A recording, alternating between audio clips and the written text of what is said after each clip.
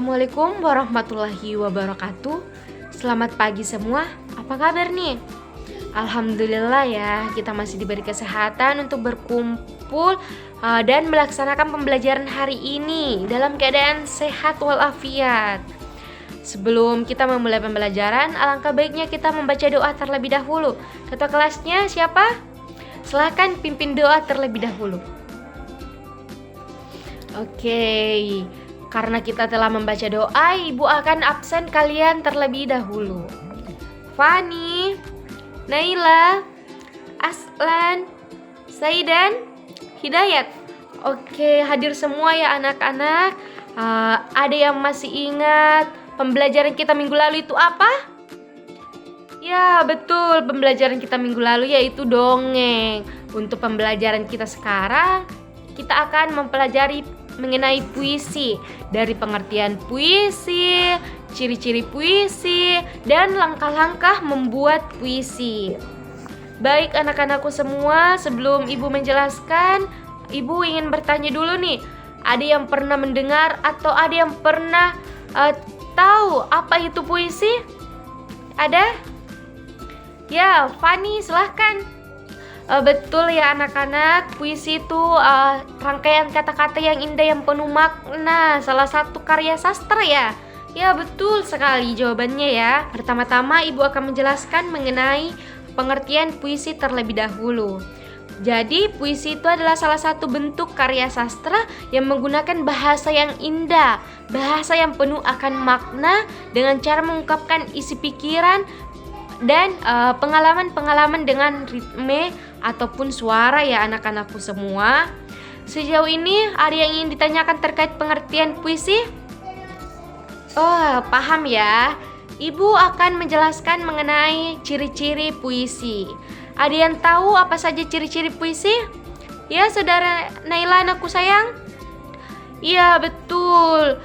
Majas itu termasuk sebagai ciri-ciri puisi ya. Di sini Ibu akan menjelaskan 3 ciri-ciri puisi. Yang pertama yaitu diksi.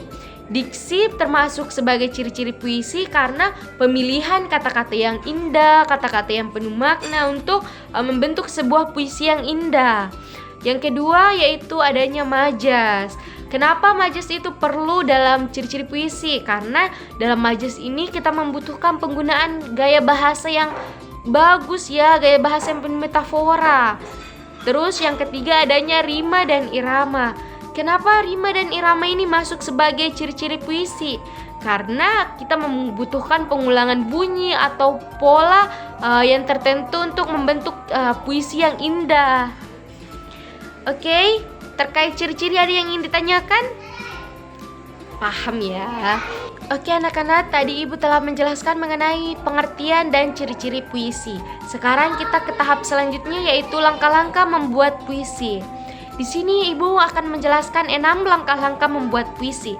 Yang pertama yaitu menentukan tema.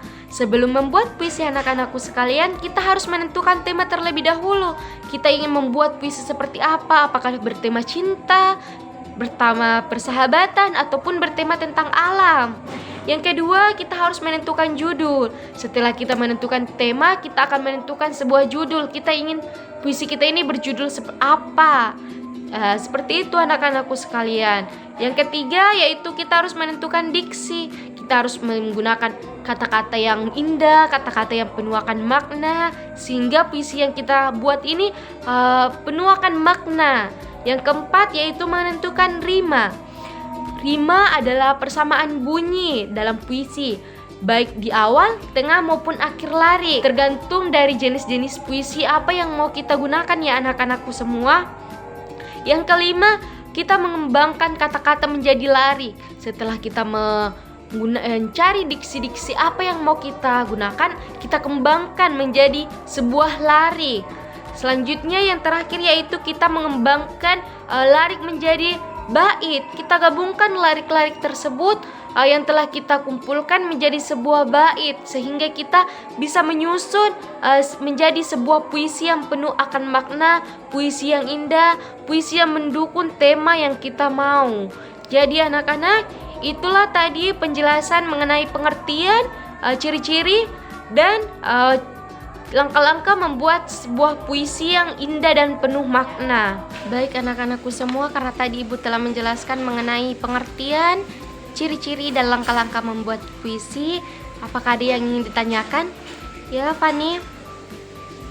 Ya? Baik ya, bagus pertanyaannya. Kenapa kita harus menentukan tema terlebih dahulu sebelum membuat puisi? Karena dengan kita menentukan tema terlebih dahulu, kita akan membuat puisi yang lebih mudah, lebih terstruktur ya. Jadi puisi kita ini tidak lari kemana-mana lagi. Contohnya kita membahas puisi persahabatan, malah masuknya itu tentang alam. Kita harus fokus ke persahabatan saja. Jadi sebelum membuat puisi kita harus menentukan tema terlebih dahulu supaya bisa disesuaikan dengan judul puisi yang kita gunakan. Sekarang apakah ada yang masih ditanyakan? Oke, kalian semua sudah paham ya. Karena kalian semua sudah paham, Ibu akan membagi kalian ke beberapa kelompok untuk membuat sebuah puisi.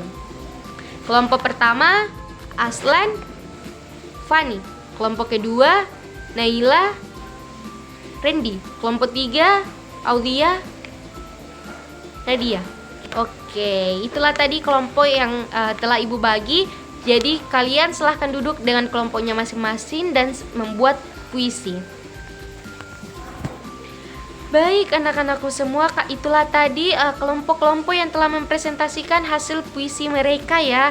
Berikan tepuk tangan.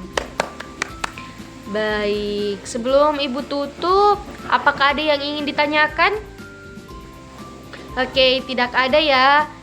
Sebelum Ibu mengakhiri pembelajaran hari ini, alangkah baiknya kita membaca doa terlebih dahulu. Ketua kelas, silahkan pimpin doa. Oke, baik anak-anak, terima kasih atas partisipasinya kalian semua untuk pembelajaran hari ini.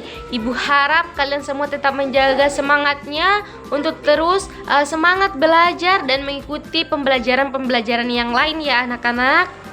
Ibu tutup pembelajaran hari ini dengan ucapan wassalamualaikum warahmatullahi wabarakatuh. Sampai jumpa nanti anak-anak.